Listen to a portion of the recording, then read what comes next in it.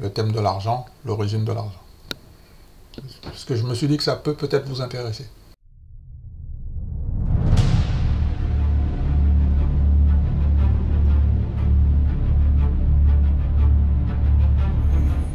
Dans cette petite vidéo, qui est très spéciale, aujourd'hui, on va prendre le temps de se poser et je vais répondre à quelques questions.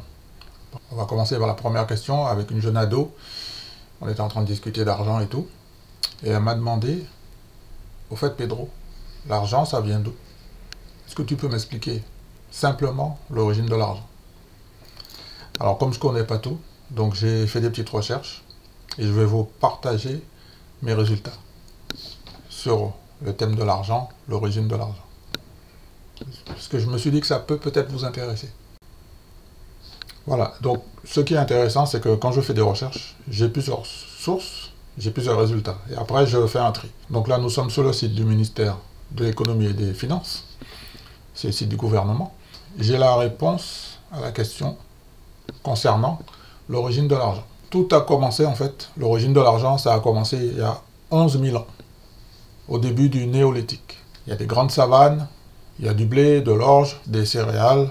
Alors il y a un petit peu de protéines, on constate qu'il y a un petit peu de protéines, du bœuf, il y a des moutons, des chèvres. Et il y a des tribus d'hommes qui commencent à se regrouper. Donc on est dans une période de chasse et de cueillette. On cultive les terres, il y a des animaux, et on commence à échanger les premiers objets. Et c'est l'apparition du troc. Ensuite, il y a des siècles qui passent. Progressivement, des unités d'échange apparaissent. Ah, ça c'est plutôt intéressant. Donc il y a des coquillages. Ensuite, il y a des métaux précieux, l'argent et l'or.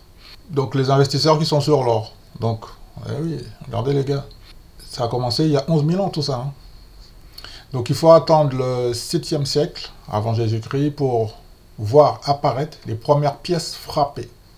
Et c'est là justement qu'il va y avoir le roi Crésus, qui deviendra le premier homme le plus riche du monde. Jusqu'au 19e siècle, la monnaie est de taille réduite, soit on a des pièces d'or ou des pièces d'argent, et on peut commencer à acheter un cheval avec quelques pièces d'or, par exemple. À partir du 21e siècle, la monnaie commence à se dématérialiser, c'est-à-dire perd de sa contre-valeur et sa substance physique, en étant remplacée par du papier, c'est-à-dire les chèques, puis du plastique, les cartes de paiement, les cartes bleues, ou par des échanges immatériels, c'est-à-dire des transactions électroniques via Internet. Et actuellement, on peut payer avec son téléphone mobile, par exemple, Apple Pay ou Google Pay, par exemple. Samsung Pay aussi. Donc j'espère avoir répondu à la question de cette jeune adolescente qui m'avait demandé l'origine de l'argent.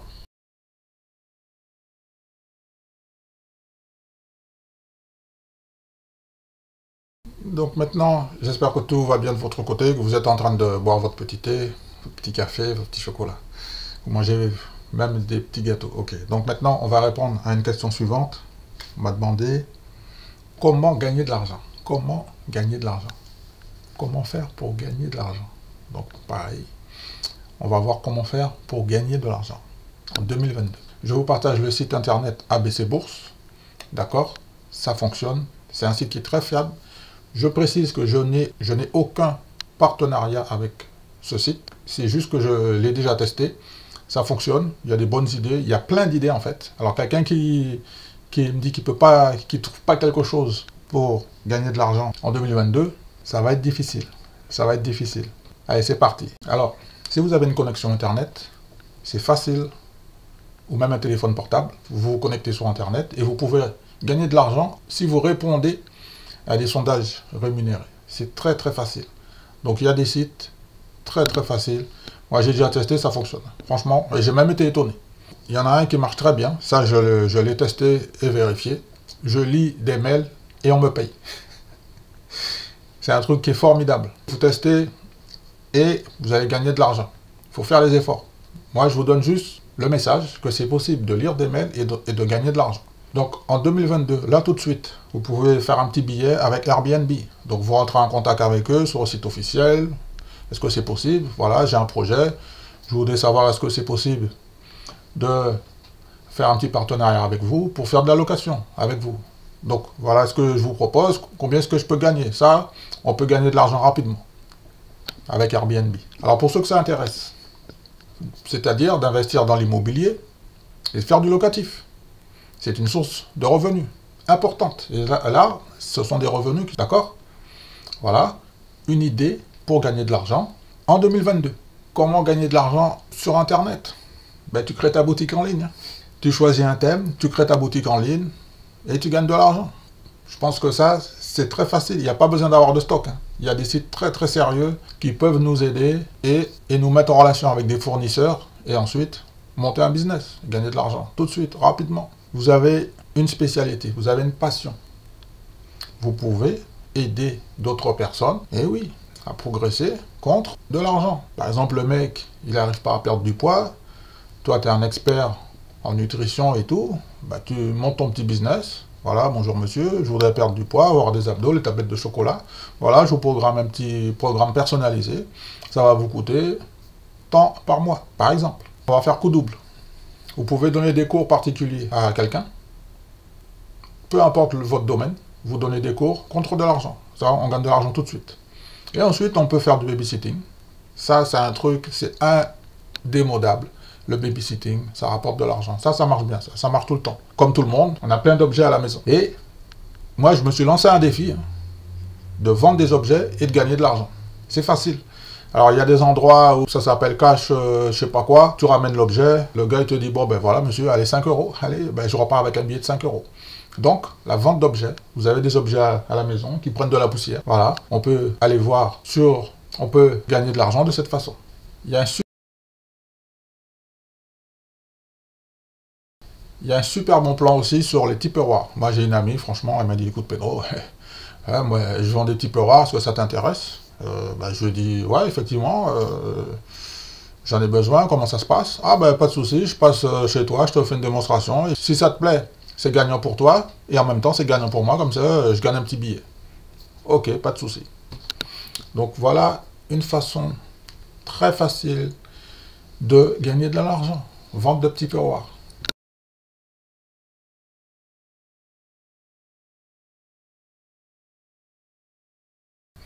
Alors, il y a beaucoup de gens qui ne savent pas que, par exemple, il y a des grandes marques qui ont besoin de personnes pour tester leurs produits.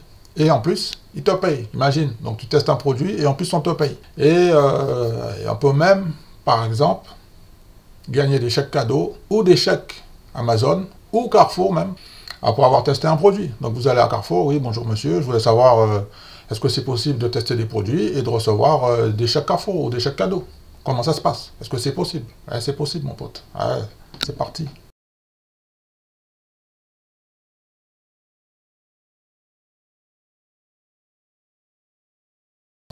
J'avais un pote, tout le temps, il me dit qu'il part en réunion. Mais je dis, mais qu'est-ce que tu vas faire? Tu es toujours en réunion? Mais je dis, oui, parce qu'en fait, je vais assister à une réunion de consommateurs par rapport à un thème qui m'intéresse. Et ensuite, je suis rémunéré. J'ai dit, vraiment? Il m'a dit, ouais, mon pote, ça marche bien. En revanche, il faut avoir du temps, il faut être flexible, tel jour, telle heure, et ensuite, on est rémunéré dans une réunion par rapport à un thème, on reçoit de l'argent. Voilà encore un bon plan pour gagner de l'argent rapidement, tout de suite.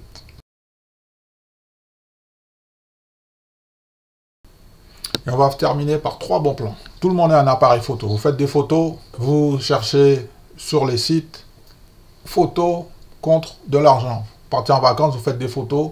Quand tu reviens, tu envoies ça sur un site. Et si c'est possible, on te donne de l'argent.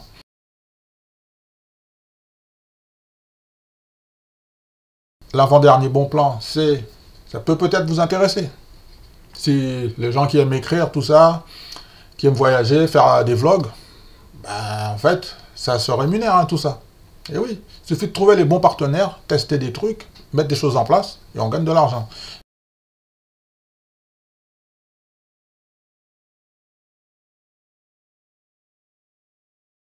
Et pour finir, celui-là, franchement, je pense que c'est un petit cadeau bonus. Tout le monde est toujours en train de déménager. Il y a toujours quelqu'un qui est en train de déménager. Il y a des sites spécialisés qui recherchent des particuliers pour aider des gens à déménager. Et tu vas être payé. Et en contrepartie, on va recevoir un petit peu d'argent. Donc voilà un petit peu, j'ai fait le tour rapidement de comment gagner de l'argent rapidement, tout de suite, en 2022.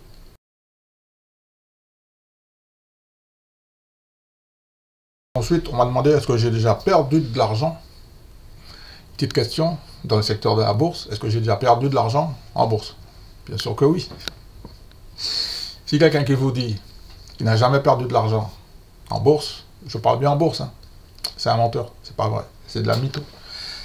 Alors, j'ai perdu de l'argent en bourse.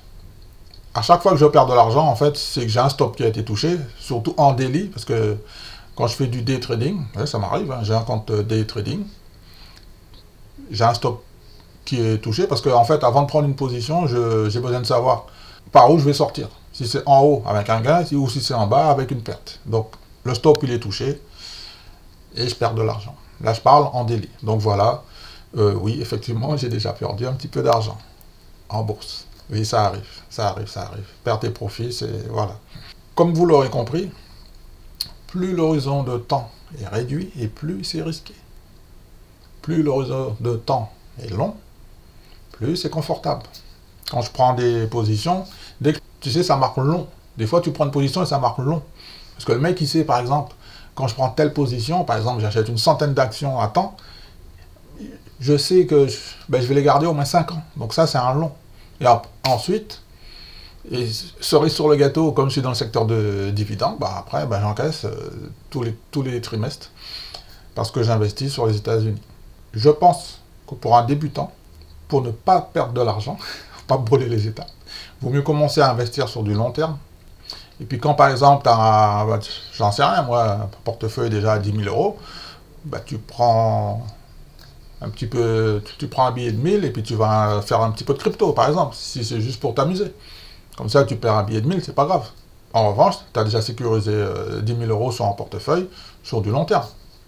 Imagine ton portefeuille, de toute façon, et même en étant très très mauvais sur le long terme, rendement, allez, 4%, je vais être modeste sur du long terme. Donc tu laisses ça sur au moins 5 ans, tu t'en occupes pas, tu laisses le truc tourner. En revanche, il faut bien sélectionner les actions.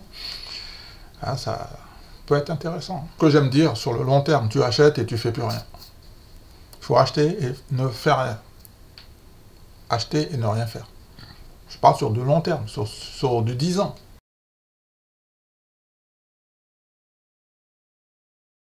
Donc je voudrais répondre à une question suivante. Il y a une personne qui m'avait demandé combien de temps ça me prend pour faire mes investissements.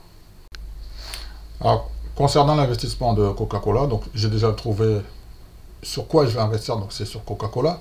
Ensuite, combien je vais mettre et pendant combien de temps. Donc sur la durée, c'est au moins pour 5 ans. Sur les 5 prochaines années, donc je vais investir sur Coca-Cola. À côté de ça, j'ai juste un complément de recherche à faire par rapport à la guerre, parce que vous savez, Coca-Cola, c'est une entreprise mondiale qui vend sur toute la planète. À mon avis, Coca-Cola doit vendre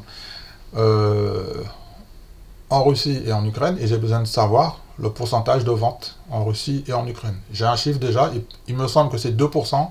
Je dois vérifier le chiffre sur le site officiel de Coca-Cola. Alors par exemple, on va prendre le cas de Apple. Donc c'est une société dans laquelle j'ai commencé à faire des investissements aussi, je dois comprendre le business plan, je commence à comprendre le truc. Mais en fait, moi, pour investir dans une société en bourse, aux États-Unis, il faut que je comprenne le fonctionnement de la boîte. Il faut que je comprenne. Est-ce qu'il y a des chiffres d'affaires? Est-ce qu'il y a du cash qui rentre? Est-ce que c'est une machine de cash? Est-ce qu'il y a de la croissance? Est-ce qu'elle crée de la valeur? Crée de la richesse? Est-ce que c'est un leader? Quelle est sa position? Quelle est sa stratégie? Est-ce qu'elle a des capitaux? Est-ce qu'elle est endettée? Ou pas. Et après, du moment que je comprends le business, je commence à faire mes recherches au niveau des données financières. Une fois tous les voyants sont verts, j'y vais, par rapport à mes critères personnels. Ensuite, c'est une question d'argent. J'investis tant, mais je veux un retour sur investissement par rapport au rendement, comme je te l'ai dit. Donc, aussi simple que ça. Il faut que ça soit très simple, très simple, très simple. Il y a d'autres filtres, hein. Mais je ne vais jamais aller dans des forums, faire des recherches, discuter avec des gens. Oui, est-ce que tu as acheté du Apple? Est-ce que tu as acheté ça? Non, non, non. Je ne perds pas mon temps là-dedans. Moi, je veux lire le rapport financier de la société, par exemple. Complet. Le fameux 10K. Ça s'appelle le DICA. Rapport au DICA, tu vas sur le site officiel de Coca-Cola, il est là, c'est un PDF, hein. C'est un pavé, je vais le lire. Je vais le lire, je vais faire des recherches complémentaires. Et après, moi, je surveille que la société existe toujours. J'ai eu un souci avec Boeing, avant la coupure du dividende, et jusqu'à ce jour, sauf erreur de ma part, le dividende n'est toujours pas rétabli. En revanche, c'est un leader dans son secteur, mais c'est une société qui a beaucoup de dettes, qui a trop de dettes. Il y a trop de dettes, donc le dossier est très très sensible. On va prendre un autre dossier qui n'est pas similaire, hein. Par exemple, Meta, Facebook, ça fait un moment que j'ai besoin de rentrer en position.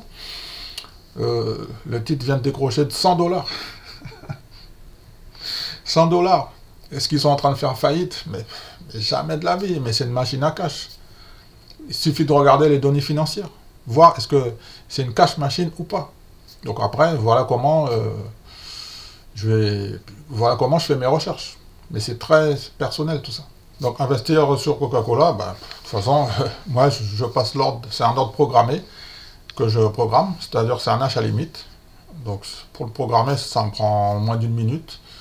Ensuite, je continue de faire ma vie et je mets un prix qui va être exécuté. Je sais que je vais être exécuté. Parce qu'en fait, ce qui est important, c'est quand j'achète un titre, une action, quand je rentre en position sur un titre, il faut qu'il y ait des personnes, quand j'ai besoin de partir, il faut qu'il y ait du monde, il faut qu'il y ait du monde pour pouvoir, il faut qu'il y ait des vendeurs en fait. Acheter c'est bien, hein, mais le plus difficile c'est est-ce que tu as un bon vendeur en fait. Tout le monde sait acheter, hein. En revanche, on gagne de l'argent sur les ventes. Plus précisément dans le secteur de la finance. Si tu as un bon vendeur, tu gagnes de l'argent.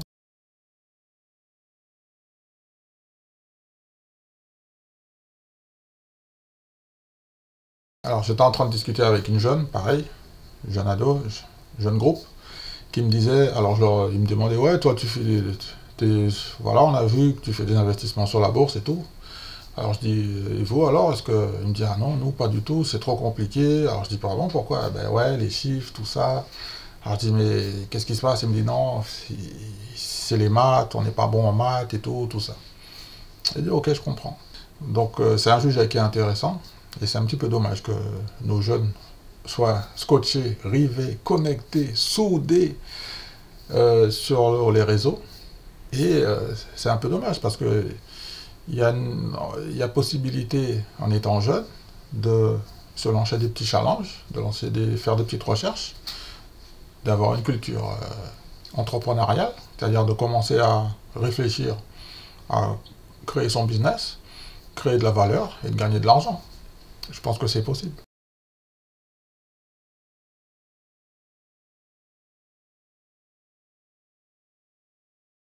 C'était une petite vidéo dimanche, tranquille, petite FAQ, on était entre nous, c'est déjà fini. J'espère que ça vous a fait plaisir. C'est encore un nouveau format. Merci à vous, merci de votre fidélité. Je vous donne rendez-vous pour une prochaine vidéo.